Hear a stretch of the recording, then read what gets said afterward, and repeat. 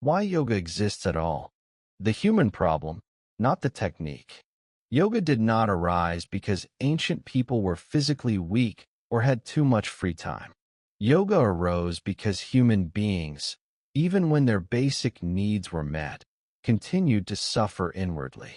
The sages observed something subtle. Suffering was not always connected to outer circumstances.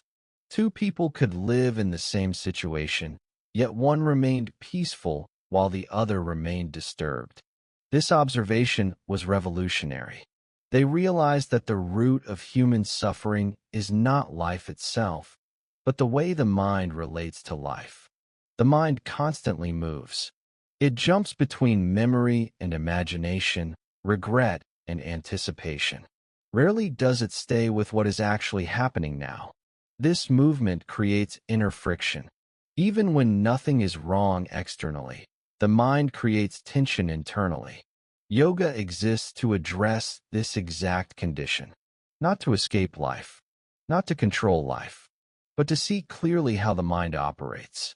This is why Patanjali begins the Yoga Sutras without ceremony, myth, or promise. He begins with precision. Yoga Chit Vritti Nirada. Yoga Sutra 1.2 means yoga is the settling, understanding, and regulation of the movements of the mind. Let us go slowly into each word. Chit does not mean only thinking. It includes conscious thoughts, unconscious tendencies, emotional memories, imagination, identity. In modern terms, Chit is the entire psychological field. Vritti means movement, wave, or modification. Every thought, emotion, reaction, judgment, or image is a vritti. Nirada does not mean suppression. This is very important. It means restraint through understanding, like calming a child by holding them gently, not by shouting. So yoga does not mean stop thinking. Yoga means stop being dragged unconsciously by thought.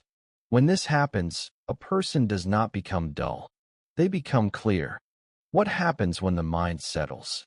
Identity without noise. Patanjali immediately tells us the result. Tata drashtu svarup avasthanam. Yoga Sutra 1.3 means, then, the seer rests in their own true nature. Most people believe they are their thoughts. I am angry. I am anxious. I am unsuccessful. Yoga gently reveals something radical. Thoughts happen to you, not as you. When the mind becomes quieter, even for a few moments, there is a sense of simple being, alert, peaceful, present. No excitement, no drama, just existence. Yoga is not about creating this state. It is about removing what disturbs it. Yoga, the meaning of union. Why life feels broken without yoga. The root yoga means to unite or integrate. This is crucial.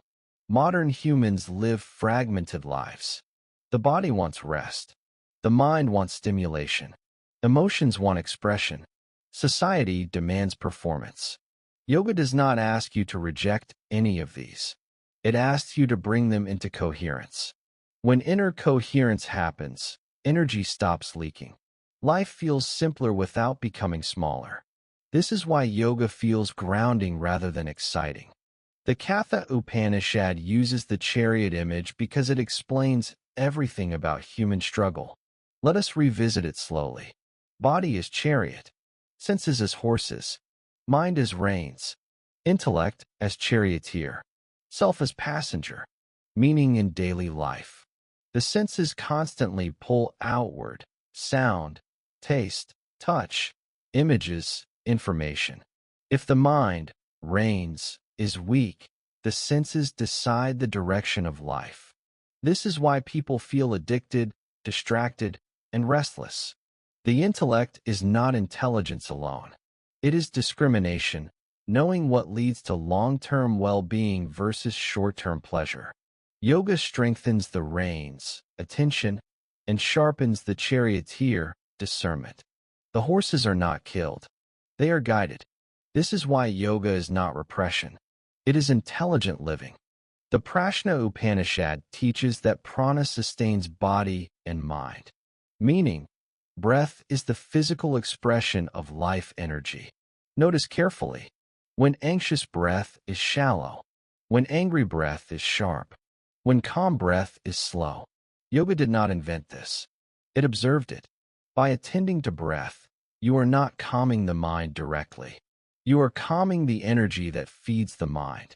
This is why breath awareness works even when thinking fails. Asana. Why the body was included at all. Sthira Sukham Asanam. Yoga Sutra 2.46 means posture should be stable and comfortable.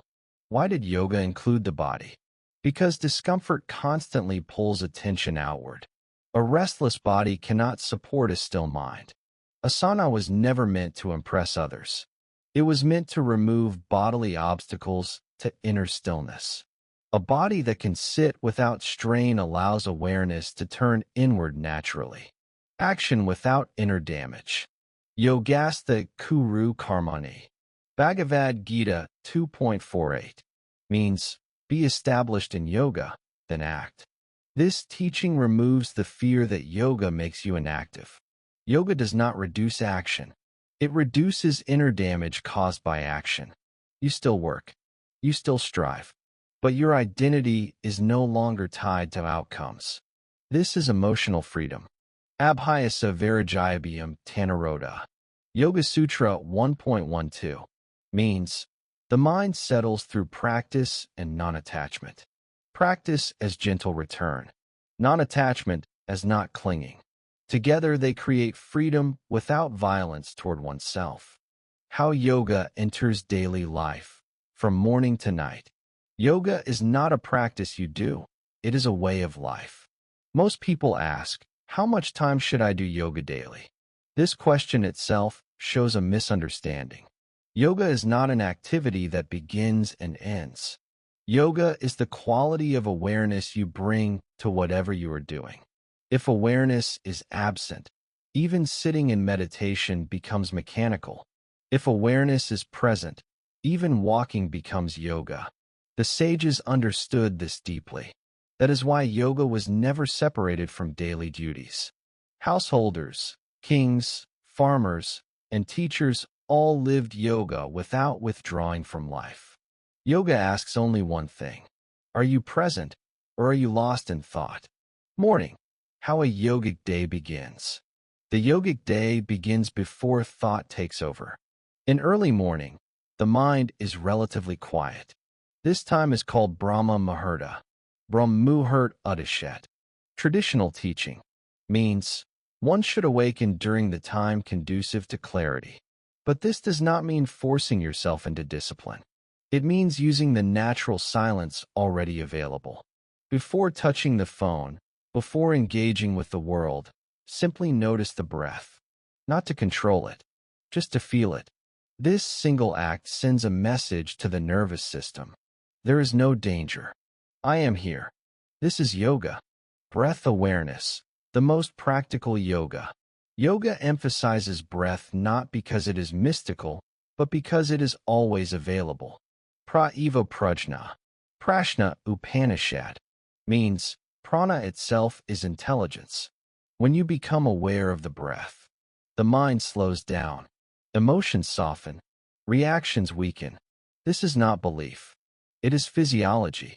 Modern science confirms that slow breathing activates the parasympathetic nervous system. The yogis knew this thousands of years ago, not through machines, but through awareness. Breath awareness is yoga that works even in traffic, at work, or in conflict. Action. How to work without inner exhaustion. Most people are tired not because they work too much, but because their mind resists what they are doing. Yoga teaches a different approach. Karmanai vadhikarast ma phelu katakana. Bhagavad Gita 2.47 means, you have the right to action, not to the fruits of action. This does not mean indifference to results. It means freedom from emotional dependency on outcomes. When action is done fully, without mental bargaining, energy is preserved. When action is done with constant expectation and fear, energy leaks. Yoga restores this lost energy. Emotions. Yoga does not suppress them. A very common fear is that yoga makes a person emotionally cold. This is false. Yoga makes emotions clear, not suppressed. Ragad v. Sam Yoga. Yoga Sutra 2.7 to 2.8 means attachment and aversion arise from unconscious identification. Yoga does not say emotions are bad. It says unconscious emotions create suffering. When you observe emotions without immediately acting on them, they complete themselves naturally. This is emotional maturity, not control. Relationships, where yoga is really tested. Meditation is easy in silence. Yoga is tested in relationships. Yoga teaches non-reactivity, not passivity. Ahimsa pratishtayam tat sanadha varityaga. Yoga Sutra 2.35 means, when non-violence is firmly established, hostility dissolves in its presence. Non-violence begins in thought. When inner aggression reduces, outer conflict reduces naturally. This is why yogic presence itself becomes calming to others. Food. Why yoga cares about what you eat. Yoga does not impose diet. It observes cause and effect. Ahara Sudhau Sattvayati. Chandogya Upanishad means purity of food leads to purity of mind. Food affects energy, not morality. Heavy food creates dullness. Agitated food creates restlessness. Simple food creates clarity. Yoga is practical. It invites you to observe, not obey. Evening, releasing the day. Most people carry the entire day into the night.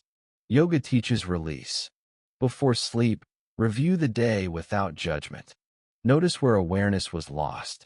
Notice where it was present. This reflection itself is yoga.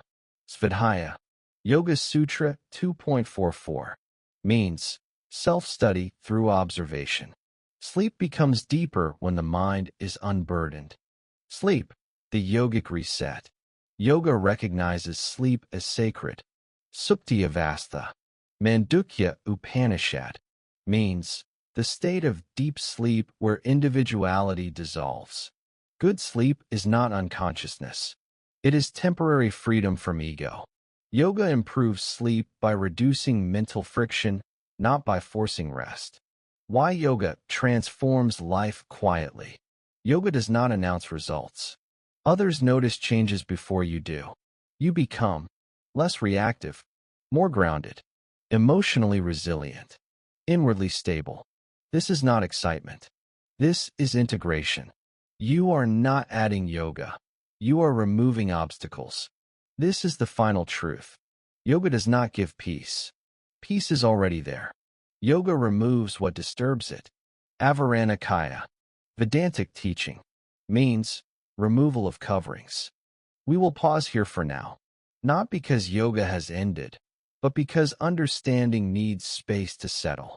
Yoga was never meant to be consumed quickly. It was meant to be lived slowly, felt deeply, and allowed to unfold naturally within one's own life. If something in this video felt familiar, calming, or quietly reassuring, trust that feeling. That is not information, that is recognition. Yoga does not introduce anything new into your life. It simply reminds you of what was always present beneath the noise. You do not need to remember everything that was said. You do not need to agree with every word. If even one moment of awareness arises in your daily life, one conscious breath, one less reaction, one moment of inner stillness, yoga has already begun working. If you feel this way of understanding resonates with you, you are welcome to stay connected. You may subscribe, not out of obligation, but so that we can continue this exploration gently, step by step, without hurry.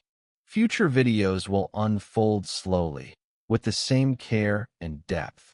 This path is not about becoming special, spiritual, or separate from life.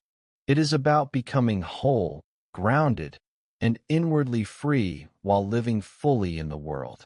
In the coming videos, we will continue softly, We will explore the deeper limbs of yoga, the nature of meditation, and how inner silence can exist even in the middle of responsibility, work, and relationships. Until then, live simply, breathe consciously, observe kindly. Yoga is not somewhere else. It is right where you are.